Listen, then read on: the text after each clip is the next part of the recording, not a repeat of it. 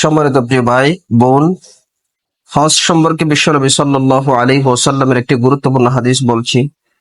আল্লাহ রাসূল সাল্লাল্লাহু আলাইহি ওয়াসাল্লাম বললেন, عن ابن مسعود رضي الله تعالى عنه قال قال رسول الله صلى الله عليه وسلم تابعوا بين الحج والعمرة فإنهما ينفيان الفقر والذنوب। তোমরা হজ এবং উমরা পাশাপাশি আদায় করো, কেননা এই দুটো আমল তোমাদের দরিদ্রতা এবং গুনাহ সমূহকে এমন ভাবে সরিয়ে দেয়, কামা ইয়ানফিল কিরু খাবাসাল হাদিদ ওয়াজ যাহাবি ওয়াল ফিদ্দা, যেভাবে কর্মকার আর স্বর্ণকারের আগুন সোনা রূপা লোহা থেকে আগুন আপনার ময়লাগুলো দূর করে দেয়। সুবহানাল্লাহি ওয়া বিহামদিহি।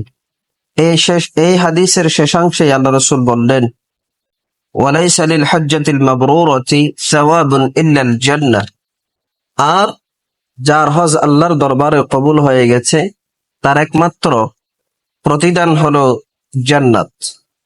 আল্লাহ তাআলা আমাদের সকলকে হজ করার, বাইতুল্লাহ জিয়ারত করার, জামরায়ে কঙ্কর নিক্ষেপ করার এবং তাওয়াফ করার তৌফিক দান করুন। আমিন।